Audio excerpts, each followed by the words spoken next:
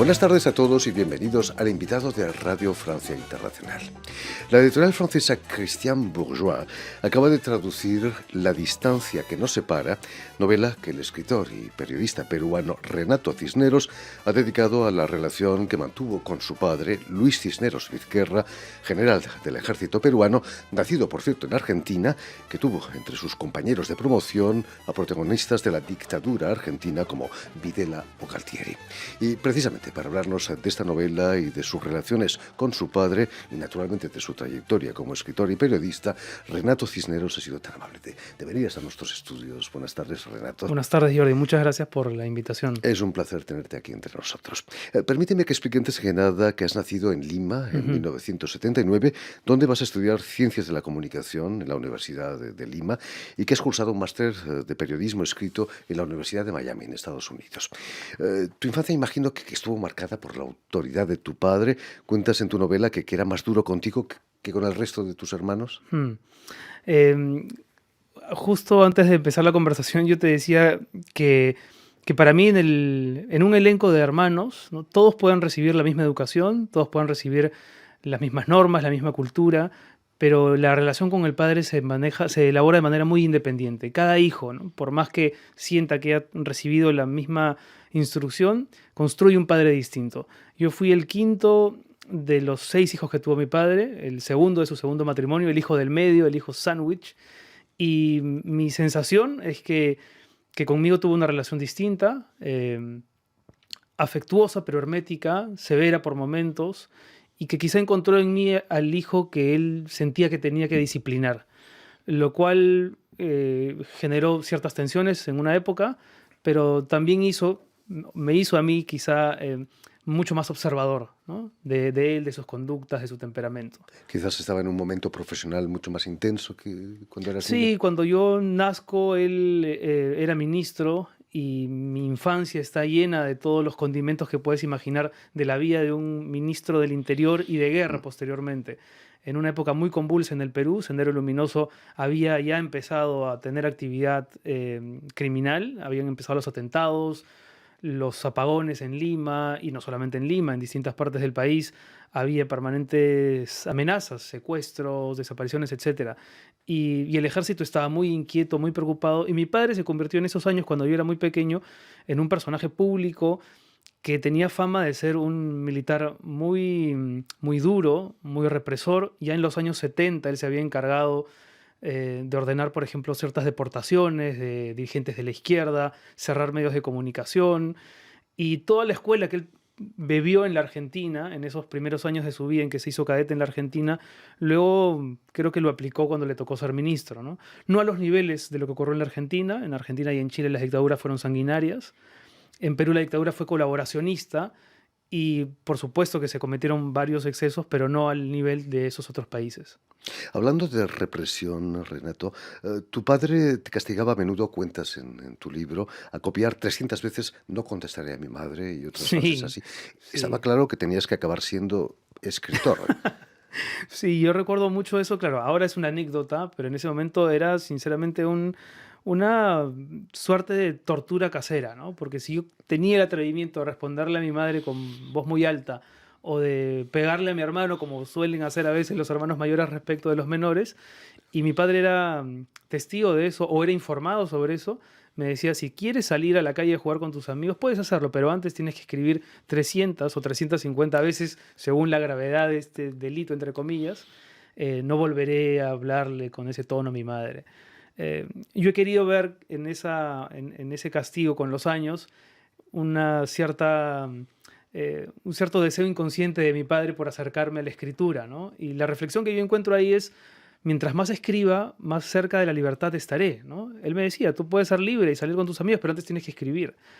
Entonces, para mí la reflexión de esa historia en la familia es esa: mientras más escriba, más cerca de la libertad estaré. Y yo creo que la literatura finalmente es eso, ¿no? Es un ejercicio de libertad. Bromas aparte, Renato, tus primeros libros publicados son de poesía, Mm, con Ritual de Prójimos incluso ganas unos premios, unos juegos florales en la sí, universidad, ¿no? sí. Eh, ¿qué era lo que te interesaba de la literatura? Además tenías un abuelo escritor, un tío también que me contabas, lingüista. Sí, había una serie de factores que podrían explicar un poco esa vocación que empezaba a manifestarse a los 16, 17 años. Tenía un abuelo poeta, un bisabuelo poeta. Sin embargo, si eso fuera suficiente, mis hermanos y mis primos todos serían escritores. Lo que ocurrió, creo, es que hay una mezcla entre esta disposición genética y una disposición personal. Mi temperamento era de un chico inseguro, muy observador, muy curioso, muy silencioso, y eso es casi casi la definición de alguien que está por escribir poesía, ¿no? Yo empecé escribiendo poesía y luego dejé de hacerlo por el periodismo. Entré a hacer periodismo y el periodismo diario fue, creo yo, neutralizando esa voz lírica que yo sentía que empezaba a desarrollar. Tuve 3 libros publicados de poesía y después me empecé a decantar por la narrativa, probablemente por esa cercanía con la prosa periodística, ¿no? En el periodismo escribes columnas, pero también haces entrevistas en Sí, sí, televisión. sí, sí. ¿Es un género que te interesaba la entrevista, por ejemplo? La conversación, sí, siempre me ha gustado la conversación, escuchar a la gente contar sus historias, tratar de que la gente verbalice sus experiencias. Yo siempre he pensado, Jordi, que la gente no sabe muy bien lo que le ha ocurrido, sino hasta que lo pone en palabras. Y más aún, hasta que lo escribe. Cuando uno vive algo que es muy intenso, un momento muy triunfal o doloroso, momentos así exigen nuestro total compromiso con la vivencia. Uno no entiende muy bien lo que vive cuando vive algo de esa naturaleza. Cuando lo cuentas, tienes que elegir palabras para denominar esos sentimientos y emociones que probablemente marcan tu carácter. Pero incluso el discurso oral se diluye, ¿no? En el aire, en el tiempo. Solamente cuando uno escribe, creo yo, aquí las cosas ocurren realmente, ¿no? ¿Qué es más fácil, Renato, formular preguntas o responderlas? Hay una frase magnífica de G. E. Lessing, el escritor alemán, que dice, si me dieran a elegir entre buscar la verdad y encontrarla, yo elegiría buscar la verdad. Creo que ningún escritor debería jactarse de que sus libros prueban cosas o demuestran cosas o dan respuestas. Las novelas más interesantes, por lo menos las que más me han interesado a mí, las que más me han conmovido y acompañado, son las que están sembradas de preguntas, ¿no? Preguntas incómodas que hacen que uno como lector se sienta eso, inquieto, ¿no? Espero que nuestras preguntas no sean incómodas para ti. No, que Volviendo, sean de todas, cómodas e incómodas. volviendo al libro que acabas de traducir aquí al francés, Christian Bourgeois, ¿cuándo nace esa necesidad de escribir sobre tu padre? ¿A su muerte quizás cuando tú tienes 18 años? Eh, a mi padre lo velamos en casa, que ya es una situación bastante atípica, anómala. Convivimos con ese cadáver 3 noches antes del entierro y en esos días yo recuerdo que sentía física, orgánica y mentalmente que esa experiencia estaba cambiando algo en mí, ¿no? Mi mirada del mundo, mi forma de ser, eh, pero no sabía cuándo iba a manifestarse. En mis poemas aparecía mi padre o alusiones a la figura paterna, pero de una manera muy velada, nunca tan explícitamente. Y 10 años después de su muerte, una ausencia que yo ya daba por asumida. Si alguien me preguntaba en esa época, Jordi, ¿cómo era tu padre? Yo tenía un relato en la cabeza. Pero 10 años después, a raíz del inicio de una sesión psicoanalítica a la que yo acudí por un tema que no tenía nada que ver con mi padre, una ruptura sentimental, yo estaba destruido y ahí empecé a hablar de mi padre. Y me di cuenta que sabía muy poco de él, de su pasado, de quién había sido él cuando tenía mi edad. Eh, y empecé a investigar, empecé a hacer preguntas muy incómodas, a entrevistar a mis hermanos, a mis primos, a gente que lo conoció, a amigos, a enemigos suyos, gente que lo tenía ubicado como un villano. Un poco para darle una idea a los oyentes, en el Perú en los 70s y en los 80s había un gran sector que apoyaba las ideas que mi padre propugnaba, sobre todo la derecha peruana. Y había un gran sector que lo tenía identificado como un villano militar.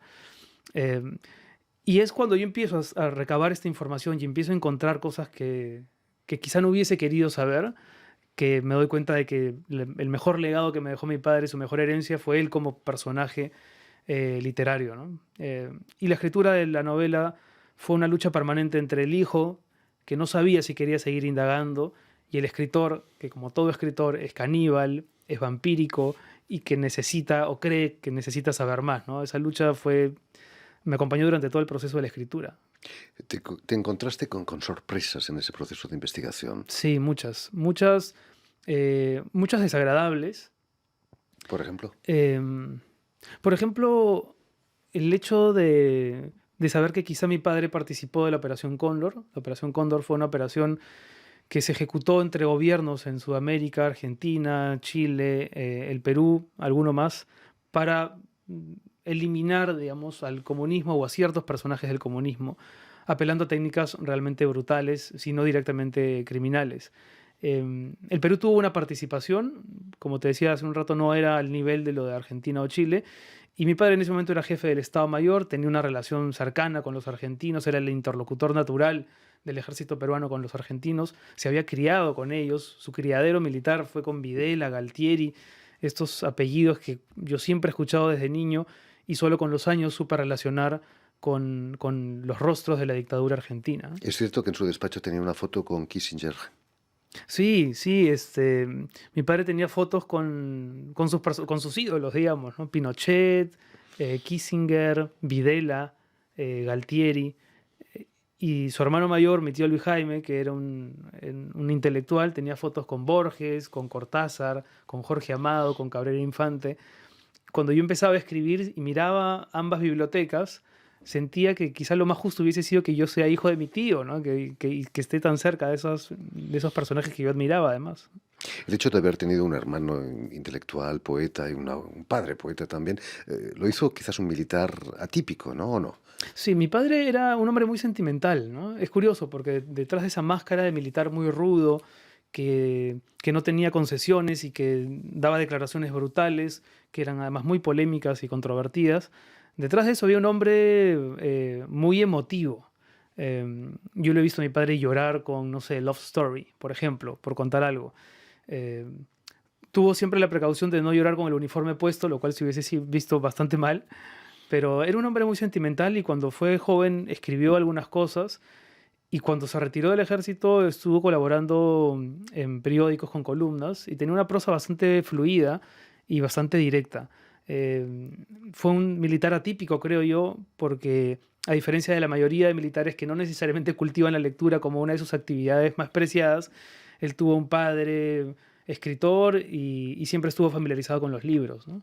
En tu libro reproduces cartas de tu abuelo a tu padre. Es cierto que te sientes identificado con él, que tienes Claro, los mismos claro, tics, cuando yo quizás. conozco a mi padre, cuando un hijo conoce a su padre, también podría ser una pregunta que quizá los oyentes se hagan ahora, ¿no? Cuando yo tengo 4 o 5 años y empiezo a entender quién es mi padre, si es que a esa edad uno puede entender algo, mi padre es un hombre de 56 años, ¿no? Ya es un general del ejército y es un hombre que no tiene nada que ver con quien fue a los 14, 15 años, cuando era, tal cual lo revelan las cartas de mi abuelo, un chico inseguro, un chico silencioso, un chico como el chico del que yo te hablaba hace un rato, refiriéndome a mí, ¿no? Cuando yo descubro esas cartas y veo que mi padre tuvo años de inseguridad y que tenía un parecido tan cercano a mí, ahí es cuando yo siento también que tengo que seguir esas indagaciones para saber cuáles son nuestras coincidencias, porque tenía claras cuáles eran nuestras diferencias, pero, pero me interesó rastrear su pasado, sobre todo en la Argentina, ¿no? Imagino que el exilio de su abuelo en Argentina lo marcó toda su vida, ¿no? Sí, a mi abuelo lo deporta una dictadura en el Perú. Mi abuelo nació en París. Se fue a Lima muy niño, desarrolla toda su carrera periodística y literaria en Perú. Se hace director de la prensa muy joven, pero es deportado y termina en Buenos Aires. Mi padre nace en Buenos Aires a raíz de esa deportación. Y el exilio marcó a mi padre y a todos sus hermanos, por supuesto. Naces en un país, pero tus padres te hablan todo el tiempo de otro, ¿no? Cuando ellos regresaban del colegio y empezaban a hablar con modismos argentinos, que era lo natural, mi abuela se enojaba, ¿no? Y los castigaba.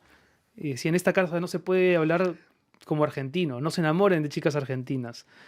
Conozcan argentinos, pero ustedes tienen que saber que algún día volverán al Perú. Y claro, ¿cómo vuelves a un lugar en el que nunca has estado? Para mi padre siempre se sintió peruano, aun cuando conoció el Perú recién a los 23, 24 años.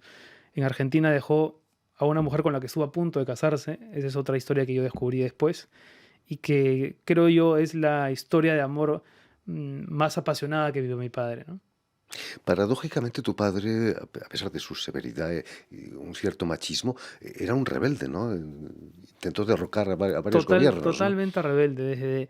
Desde chico se rebelaba contra cualquier tipo de autoridad y cuando le tocó ser ministro mucho después, tuvo no sé si el coraje o el cuajo más bien de decir en alguna entrevista que él había complotado contra todos los gobiernos, incluso en aquellos en los que había participado. Eh, Era un permanente alentador de la figura del golpe de Estado. Él decía que los golpes militares eran resultado de las malas democracias civiles y no dudaba en hacer declaraciones de ese tipo cuando, ante una coyuntura política un poco convulsa, le pedían su opinión, ¿no? General, ¿usted qué opina? Bueno, él siempre proponía el golpe de Estado como una alternativa, ¿no? He encontrado unas imágenes de tu padre contestando a unas entrevistas sobre Alan García. No es tierno con Alan García. No, no, no. Bueno, Alan, creo que hay muchos millones de peruanos que no podríamos referirnos a Alan García con ternura. Mi padre tuvo varios encontrones con García y eh, porque el gobierno de Alan García, el primer gobierno, creció muchísimo el terrorismo, creció muchísimo la inseguridad, la economía era muy precaria y las Fuerzas Armadas empezaron a verse muy perjudicadas por manejos presidenciales muy discutibles. Y eso mi padre lo revelaba mucho, ¿no? Para comprender a tu padre hay que poner en perspectiva, ¿no?, la situación política de los años 70, 80. Sí, los años 70 y 80 en América Latina son años en los que las dictaduras eran, no sé si la norma, pero por lo menos no eran excepciones. Habían muchos países sometidos bajo regímenes militares. Son épocas de guerrilla, de apariciones de grupos subversivos. En el Perú puntualmente apareció Sendero Luminoso y luego el MRTA. Son años en los que la prédica de los derechos humanos no existe. Entonces, claro, yo no quería escribir una novela, Jordi, donde juzgara a mi padre por las cosas que dijo o pudo haber hecho. Eh, Porque no me toca a mí desde ahora juzgar con los ojos contemporáneos esa vida, ¿no? Yo lo que quería era narrar lo que vi, lo que siento que pudo haber significado a mi padre para un determinado sector del Perú y sobre todo para mí. Eh, pero claro, es difícil porque tampoco quería que sea un homenaje ni un tributo. Y creo que hay partes muy descarnadas en las que mi padre queda expuesto por lo que él hizo o dijo y otras en las que no hay un tono confrontacional entre el padre y el hijo, pero sí hay tampoco un ajuste de cuentas, pero sí hay una narración de unos sentimientos muy conflictuados, ¿no? Eso sí. ¿Cómo ha reaccionado tu familia después de la Uy, publicación del libro? esa sí que es una pregunta incómoda, pero la voy a responder. Eh, bueno, parte de mi familia se ha enojado, sienten que la novela no representa el recuerdo que ellos tienen de mi padre. Lo peor que le puede pasar a una familia, sinceramente, es tener un escritor entre sus filas. Pero lo peor que le puede pasar a un escritor es escribir libros que contenten a su parentela, ¿no? Uno tiene que superar ese cerco familiar que siempre va a estar lleno de prejuicios, de sospechas respecto de lo que uno escribe. Eh, a mí más me interesa dialogar con otro tipo de lectores, lectores que no me conozcan necesariamente, que no sepan quién es mi familia. Un lector francés, por ejemplo, que no sepa nada del contexto peruano necesariamente de esos años, pero que haya tenido la vivencia universal de tener un padre, ¿no? Un padre seguramente enigmático. Eh, a mí la única persona que me interesó proteger, si es que esa palabra conviene utilizarla, era mi madre, ¿no? Mi madre era una colaboradora involuntaria de esta novela, porque por un lado me decía, no te atrevas a escribir ese libro infame, pero por otro lado me daba información. Entonces ella vivía una permanente contradicción, ¿no? No quería que yo escriba, pero me daba material para escribir. Cuando aparece el libro, ella la pasó muy mal porque sentía que iba a haber algún tipo de consecuencia social, ¿no? Y sin embargo, con el paso de los meses, con la aparición de buenas críticas, de traducciones, ella ahora es la que celebra más el libro. Hace un año, un director de cine me dijo que estaba interesado en hacer una versión cinematográfica de la novela. A mí me pareció genial, pero por otro lado existía el problema de que la historia familiar se iba a ver mucho más expuesta, ¿no? Si ya con la novela se había generado una tensión, una película seguramente iba a multiplicar esas sensaciones. Se lo conté a mi madre con mucha cautela, sospechando que podía enojarse y oponerse, pero su única pregunta fue, ¿y qué actriz va a hacer mi papel? Esa era su única preocupación, lo que me dio a entender que ya el peor momento había pasado, ¿no? La distancia que nos separa ha sido récord de ventas en la Feria del Libro de Lima. Ha sido traducida ya a varios idiomas, ahora al francés. Más allá de lo personal, me imagino que las dificultades de la relación entre padre e hijo son, como tú decías, universales, ¿no? Sí, no es un tema nuevo en la literatura latinoamericana. Es cierto que leíste mucho sobre Sí, literatura padre e hijo. sí, muchísimo, que es casi como un subgénero literario, ¿no? Los latinoamericanos tenemos en Juan Rulfo probablemente al predecesor de esa línea argumentativa, ¿no? Pedro Páramo para mí es la novela fundadora de la relación padre-hijo. Y en realidad en la cultura literaria y en la cultura contemporánea o popular siempre hay hijos que buscan a sus padres, ¿no? Juan Preciado es un gran ejemplo literario, pero Luke Skywalker es un gran ejemplo Cinematográfico. cinematográfico, ¿no? O del pop, si quieres. Siempre hay hijos que buscan al padre. ¿Por qué? Porque en el elenco familiar, por lo menos según la tradición occidental típica, el padre siempre fue mucho más enigma y la madre fue mucho más certeza.